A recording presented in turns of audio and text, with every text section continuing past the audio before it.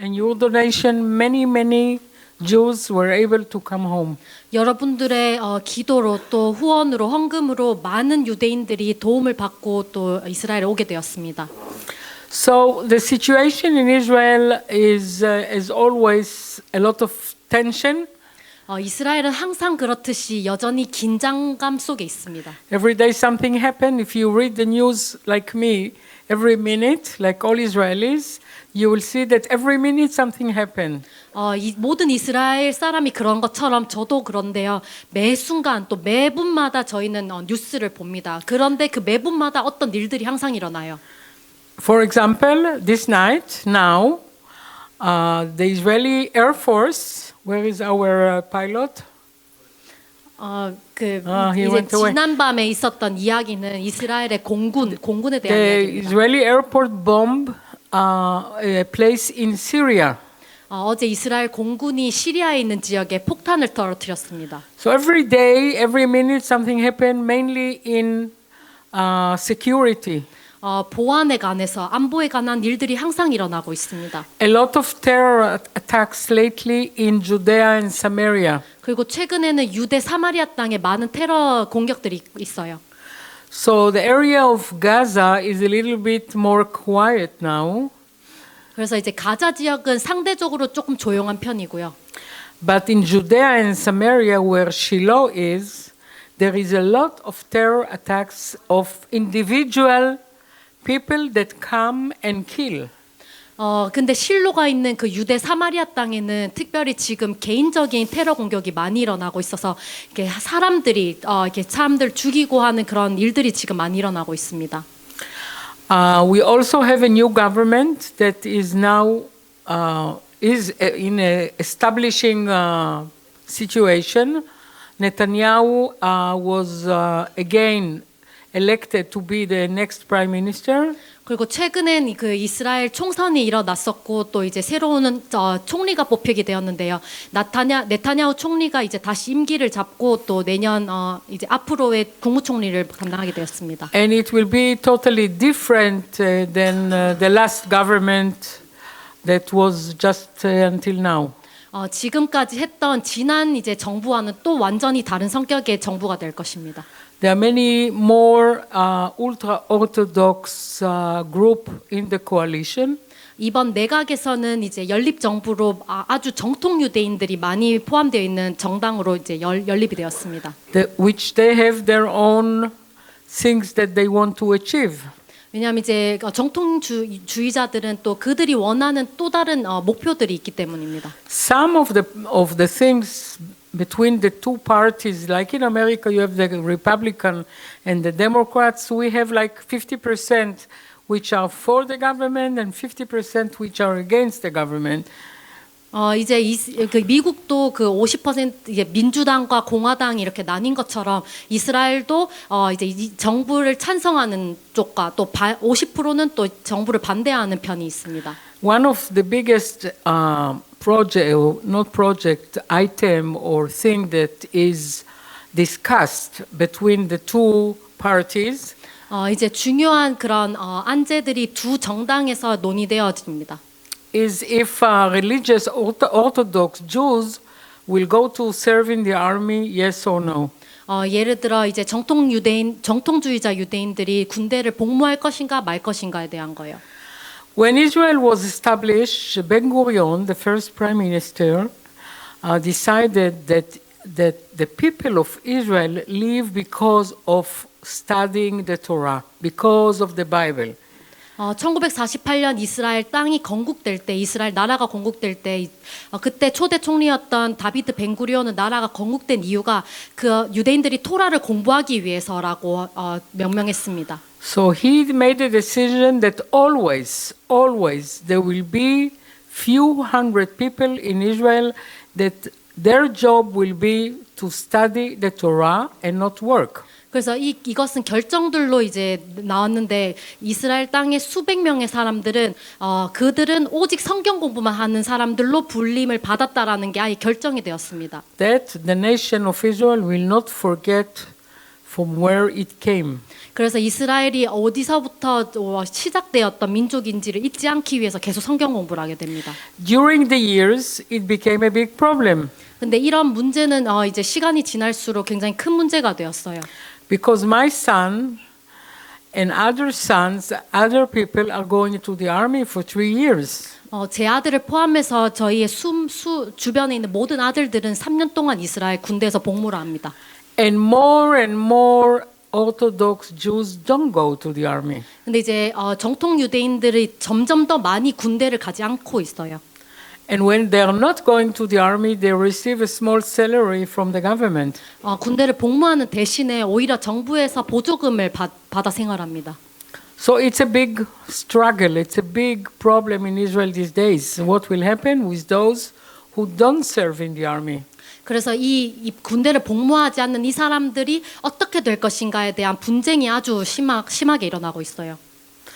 Then there is another issue, which is education. 그리고 또 다른 문제는 교육에 관한 겁니다. What kind of education we will have? 그 다음에 어떤 교육을 받게 할 것인가? The ultra-Orthodox and the Orthodox study the Torah and only the Torah and a little bit of other subjects. 이 정통 유대인들은 오직 성경 말씀 토라만 공부를 하게 되고 다른 주제의 과목들은 공부하지 않아요. 조금만 공부합니다. So they don't study mathematics, they don't study English, they don't study many other subjects that someone needs in order to be educated and grow. 그래서 수학이나 영어나 이렇게 배워야 될 과목들을 배우지 못해서 성장해야 될 사람들이 못 성장하고 있어요.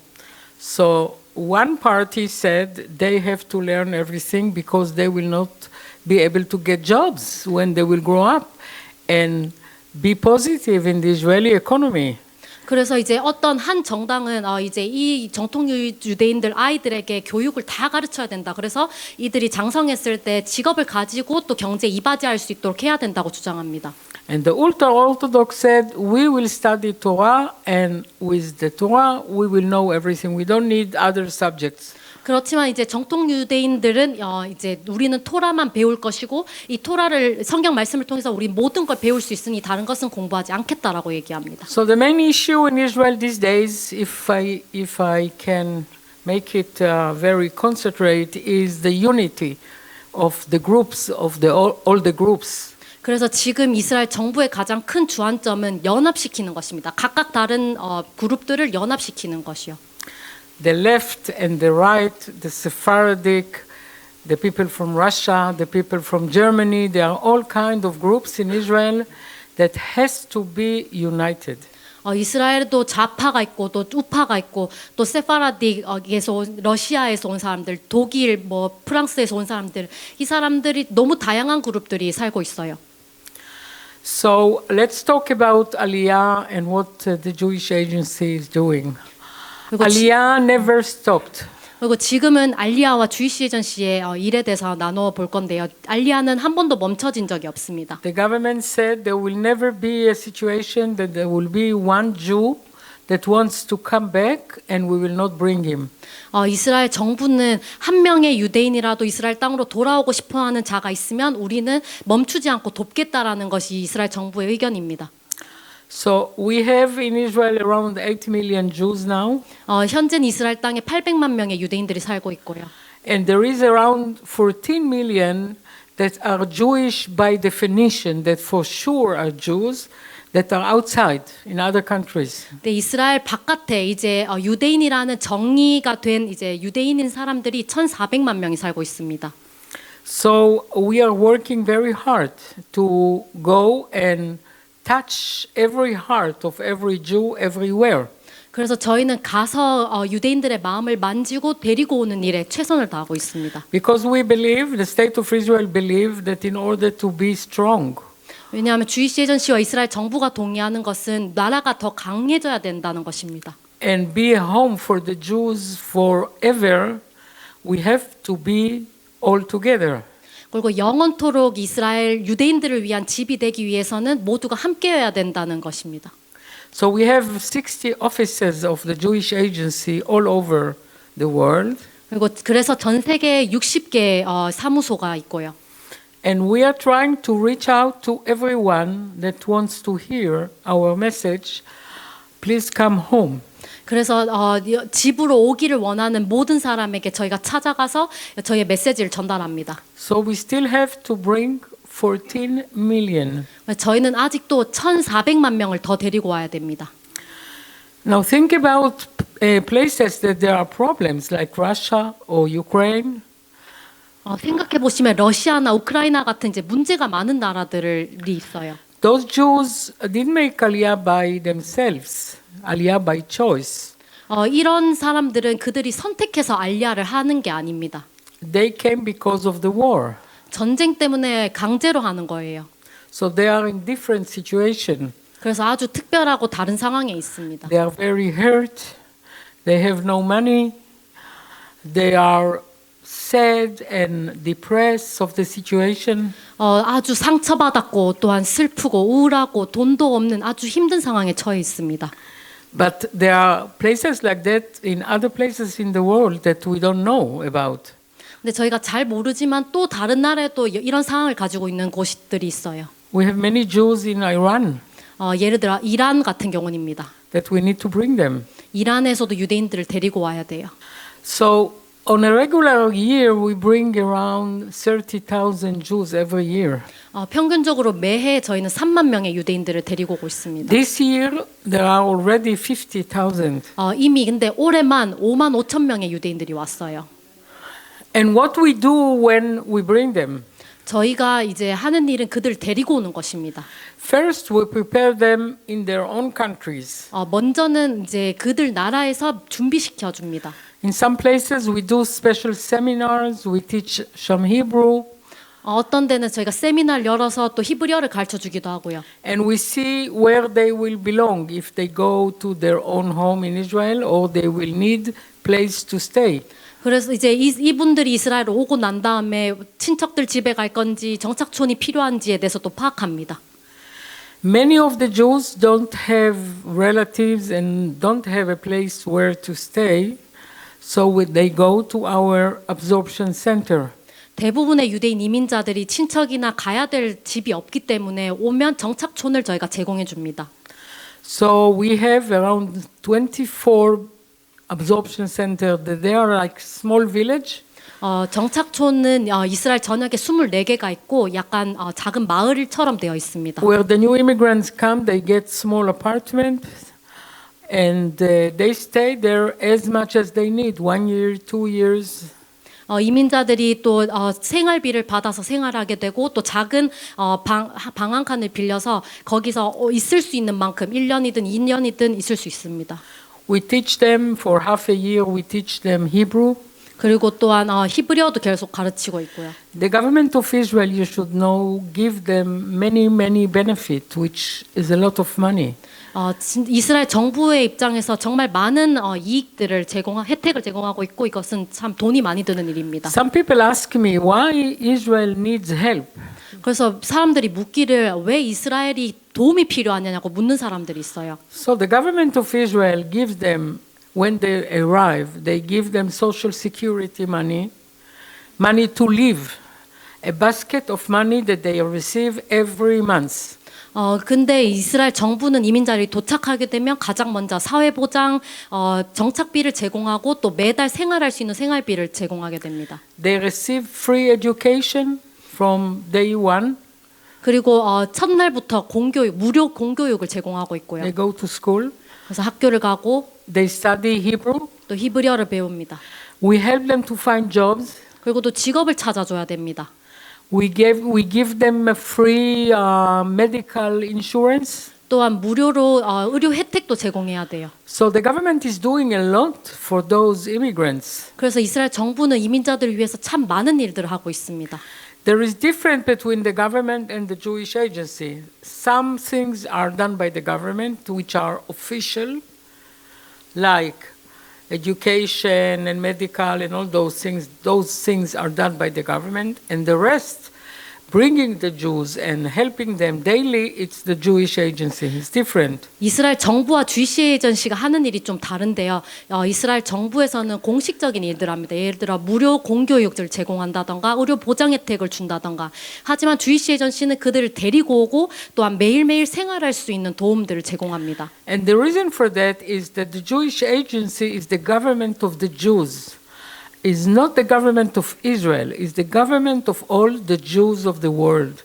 And it was created before, much before the state of Israel. 왜냐하면 GC 에이전시는 이스라엘의 정부가 아니라 열방에 흩어진 유대인들, 디아스포라 유대인들을 위한 정부입니다. 이것 GC 에이전시는 이스라엘이 건국되기 전에 먼저 만들어졌어요. And the budget for the Jewish agency is given by all the Jews of the world. 그리고 GC 에이전시의 예산은 모든 전 세계 유대인들의 기부로 이루어지고 있습니다. The Israeli government doesn't give a penny to the Jewish agency. 이스라엘 정부는 단 1원도 GC 에이전시한테 주지 않아요. So it's only money that comes from Jews, Jews from Chicago, from New York, from everywhere.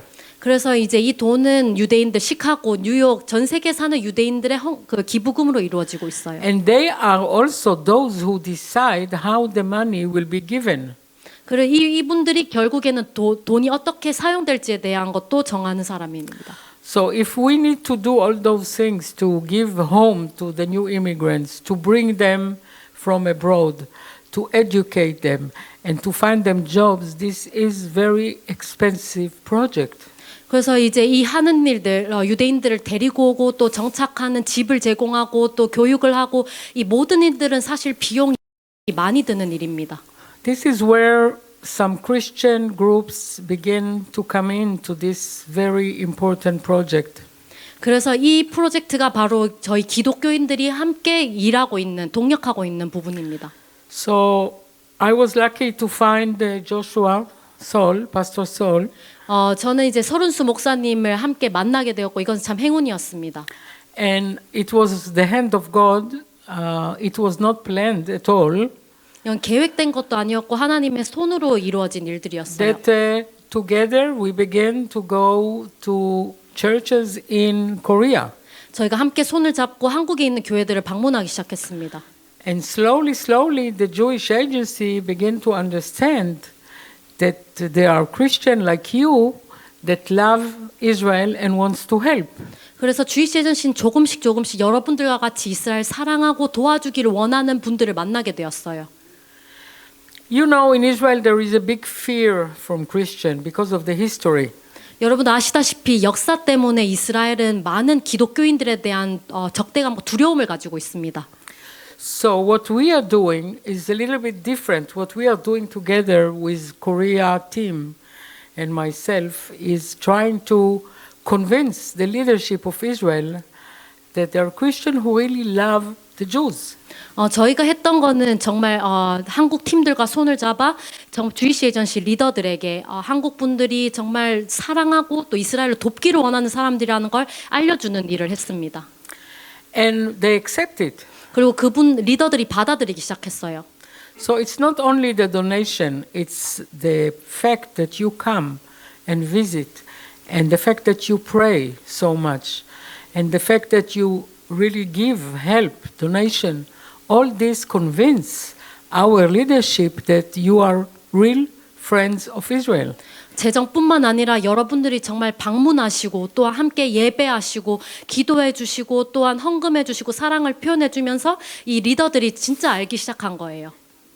Think what would happen to those 290 Jews that you brought if we didn't have the finance for that. 여러분들 생각해 보세요. 여러분들이 도와주신 이 290명이 재정이 없었다면 어떻게 되었을까요? They would stay there in Siberia in cold weather and we will not be able to bring them. 아마도 그들은 여전히 지금 시베리아 아주 추운 땅에 있었을 것이고 저희는 데리고 올 수 없었을 것입니다. There are many waiting in line in Russia, waiting in Ukraine, waiting in Ethiopia. That we still cannot bring them. 지금도 수백 명이 러시아에서, 우크라이나에서, 에티오피아에서 알리아를 하기 위해서 기다리고 줄 서 있습니다. We are just planning to go also to Central Asia to help the Jews from there. 저희가 또 이제 중앙아시아에 그들을 돕기 위해서 방문할 계획을 가지고 있는데요. And I would like that this very beautiful church will decide which country or which project they take for the next 7 years that you are going in now.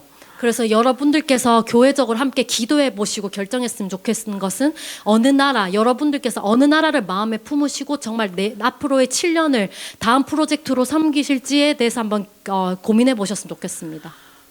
I'm honest with you. We need your help. We need your prayers. We need your blessing, but we need your help, even the financial help. 정말 솔직하게 말씀드리면 여러분들의 도움이 정말 필요합니다. 여러분들의 기도, 사랑, 또한 모든 도움, 특별히 또 재정적인 것들 또한 다 필요합니다.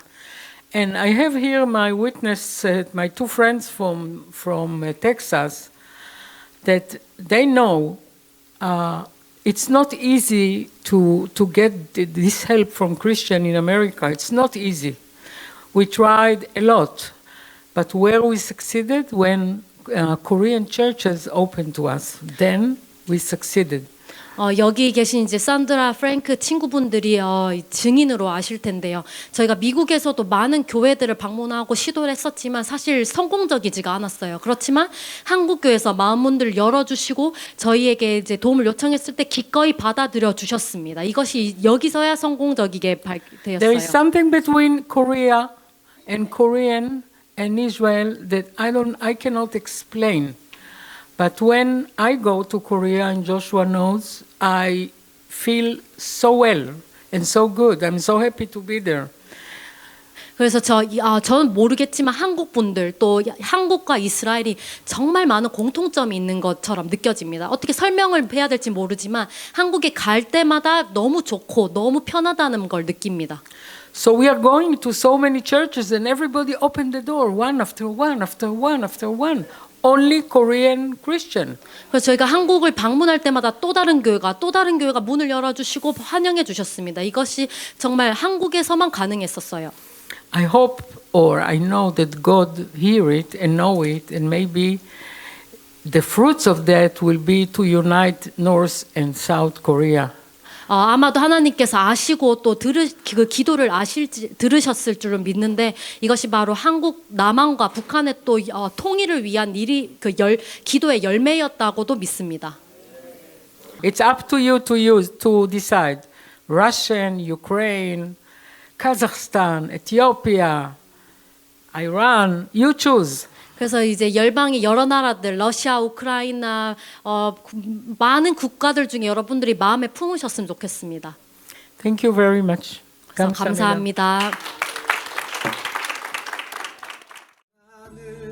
너희의 여호와 하나님 내게 준 약속 한순간도 잊은 적 없고 다시 너희를 이스라엘로 부르기 나와